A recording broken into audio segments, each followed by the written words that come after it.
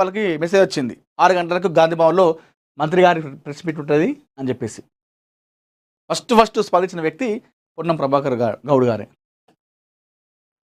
తెలంగాణ బరాబర్ మా అయ్య జాగిరే, తెలంగాణ 4 కోట్ల ప్రజల జాగిరు, నీ అయ్య జాగిరి కాదు. పవన్ కళ్యాణ్కు మంత్రి పొన్నం కౌంటర్. తెలంగాణ ఆవిర్భావ దినోత్సవం రోజు మీటింగ్ పెట్టడం గెలకడం కాదా? ఇక మంత్రి పొన్నం ప్రభాకర్ మాట్లాడుతూ, ఎస్ మిస్టర్ పవన్ కళ్యాణ్, తెలంగాణ మా అయ్యల జాగిరే, తెలంగాణ మా తాతల జాగిరే. ఇప్పుడు మళ్ళీ చెప్తున్న పవన్ కళ్యాణ్, మిస్టర్ పవన్ కళ్యాణ్, నీ అయ్య జాగిరి కాదు తెలంగాణ, నీ అయ్య జాగిరి కాదు అని చెప్పేసి మంత్రి పొన్నం ప్రభాకర్ గౌడ్ గారు నిన్న గాంధీ భవన్లో మీడియా సమావేశంలో మాట్లాడుతూ పవన్ కళ్యాణ్ పైన ఒక రేంజ్లో విరుచుకోబడ్డారు. చూద్దాం మరి ఇప్పటికీ ఇది వివాదం మరి ఎప్పుడు సద్దు మణుగుతుంది, దీని మధ్యలో ఉండి ఆపేది ఎవరు? మరి దీనిపైన ఒకవైపేమో అధికార పార్టీ తెలంగాణ ప్రభుత్వం, అధికార పార్టీ మంత్రులే మాట్లాడుతూ ఉన్నారు. మరి దీనిపైన ఒకవేళ ముఖ్యమంత్రి రేవంత్ రెడ్డి ఏ విధంగా స్పందిస్తారు అనేదే మనం చూడాలి. ఎందుకంటే ముఖ్యమంత్రి రేవంత్ రెడ్డి గారు, అదేవిధంగా ఆంధ్రప్రదేశ్ ఉప ముఖ్యమంత్రి పవన్ కళ్యాణ్ గారు ఇద్దరు కూడా మంచి స్నేహితులు. వీళ్ళిద్దరూ గతంలో అధికారంలోకి రాకముందే ఒక మీటింగ్లో పెట్టి వీళ్ళందరూ కూడా కూర్చొని మాట్లాడడం జరిగింది. పవన్ కళ్యాణ్ పెట్టిన ఒక మీటింగ్లో రేవంత్ రెడ్డి గారు కూడా అప్పుడు ఆయన ఎంపీగా ఉన్నారో అప్పుడు ఆ టైంలో వచ్చి అందులో పాల్గొన్నాడు. ఇద్దరి మధ్యలో మంచి సన్నిహితం ఉంది, మంచి స్నేహితులు. నిన్న కూడా పవన్ కళ్యాణ్ మాట్లాడుతూ, నా భూమి కబ్జా చేసినట్టయితే రేవంత్ రెడ్డి గారు అంటే నాకు చాలా గౌరవం, చాలా ఇష్టం కూడా, ఆయన అభిమానిస్తా. నా భూమి కబ్జా చేసినట్టయితే తెలంగాణ ప్రభుత్వానికి రాసిస్తా అని చెప్పడం జరిగింది. మరి ఇద్దరి మధ్య అంత సన్నిహితం ఉంది. ఈ నేపథ్యంలో మరి రేవంత్ రెడ్డి గారు ఏ విధంగా స్పందిస్తారు దీనిపైన మాట్లాడితే అనే దానిపైన సర్వత్రా ఆసక్తి ఉత్కంఠత కనిపిస్తూ ఉంది. చూద్దాం మరి ఈ వివాదం ఎక్కడ సద్దు మణుగుతుంది. చల్లని కబురు, 2వ వారంలో తెలంగాణలోకి నైరుతి రుతుపవనాలు, 3 రోజుల వర్షాలు, తగ్గనున్న ఉష్ణోగ్రతలు, రైతులు జాగ్రత్తలు తీసుకోవాలన్న ఐఎండి. సో ఇప్పుడు ఏదైతే ఉక్కపోతుందని నైట్ టైంలో కూడా ఆ ఉక్కపోత అనేది పోవట్లేదు. డే టైంలోనేమో మొత్తం చెమట ఎండ మీద పడడం, రాత్రి సమయంలోనే ఆ ఉష్ణోగ్రత ఏదైతుందో అది నైట్ కూడా ప్రభావం చూపుతూ ఉంది.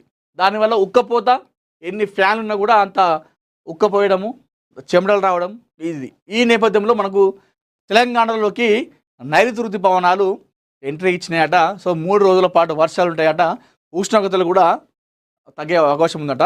రైతులు జాగ్రత్తలు తీసుకోవాలని చెప్పేసి ఇక్కడ చెప్తా ఉన్నారు. మన మహాపత్రికలో చూసుకోవచ్చు. తెలంగాణలో అధికారంలోకి వస్తాం, బీజేపీ అధ్యక్షుడు నితిన్ నబీన్. సో ఆయన చెప్పింది ఓకే, కానీ ఎప్పుడు వస్తారంటే తెలంగాణలో బీజేపీ నాయకులు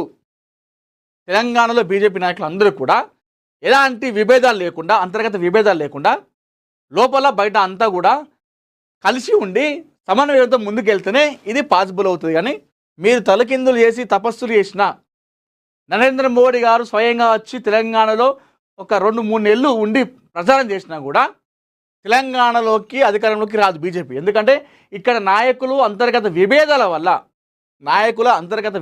వల్ల చాలా కష్టం అధికారంలోకి రావాలంటే తెలంగాణలో బీజేపీ.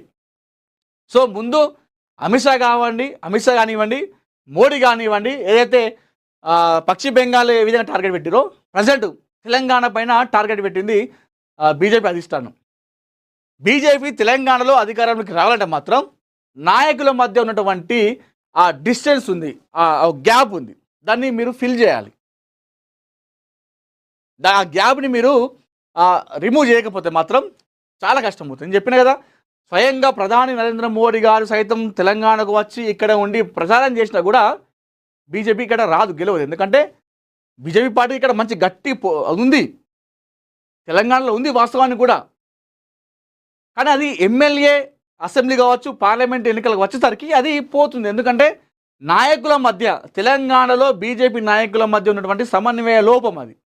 దాని కారణంగానే వాళ్ళు 20, 10, 15, 20 సీట్లు వచ్చేవి కూడా 8 దగ్గరనే అయిపోతున్నారు. ఎందుకంటే నాయకుల మధ్య లోపం. మరీ చెప్తున్నా, సో తెలంగాణలో అధికారానికి వస్తామని చెప్పేసి బీజేపీ అధ్యక్షుడు నితిన్ నబీన్ చెప్పినప్పటికీ కూడా నేను చెప్తాను, మరొకసారి చెప్తాను నేను, ఎందుకంటే బీజేపీ పార్టీకి బలంగా క్యాడర్ ఉంది తెలంగాణలో. బీజేపీ అంటే కట్టర్ ఫ్యాన్స్ ఉన్నారు తెలంగాణలో. కానీ ఇక్కడ ఉన్న నాయకుల సమన్వయ లోపం, ఆ ఎంపీకి ఈ ఎంపీ అంటే పడదు, ఈ ఎమ్మెల్యే మీద ఆ ఎంపీకి బాగా, ఇట్లా ఉంటే పార్టీ ఏ విధంగా ముందుకు వెళ్తుంది? కార్యకర్తలేమో వాళ్ళేమో ఏ విధంగా సరే ఆ జెండా బీజేపీ జెండా కనిపిస్తే చాలు ఓట్లు గుద్దాలని చెప్పేసి బీజేపీ కార్యకర్తలు వస్తారు. మరి అలాంటి కార్యకర్తలకి మీరు ఈ సమన్వయ లోపం వల్ల పార్టీ ఓడిపోతే వాళ్లకు బాధ అనిపిస్తుంది కదా. సో తెలంగాణలో బీజేపీ నాయకులు ఎప్పుడైతే ఈ గొడవలు లేకుండా, అంతర్గత కలహాలు, అంతర్గత విభేదాలు లేకుండా ఎప్పుడైతే కలిసి ఉంటారో అప్పుడు ఖచ్చితంగా బీజేపీ పార్టీ అధికారంలోకి వస్తుంది. ఒకవేళ అధికారంలోకి రాకపోయినా ప్రతిపక్ష పాత్ర పోషించేటువంటి సీట్లైనా కనీసం వస్తాయనేది నా ఆలోచన. నా ఆలోచన కాదు, సగటు బీజేపీ కార్యకర్తల నాయకుల ఆలోచన కూడా అదే.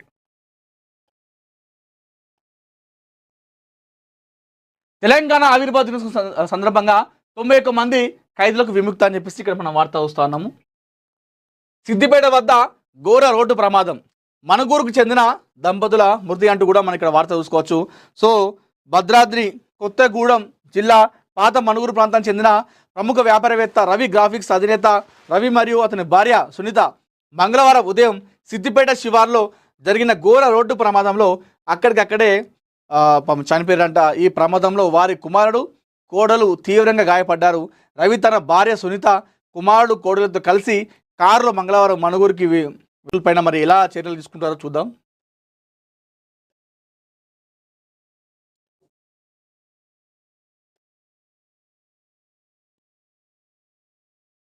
కుర్చీకి నో, చాపకు ఎస్. ఆసిఫాబాద్లో సీఎం రేవంత్ సరికొత్త విజువల్ పాలిటిక్స్. దగ్గరగా అంటే నిజంగానే దగ్గరగా, నెట్టింట హోరెత్తిన మీమ్స్ జాతర.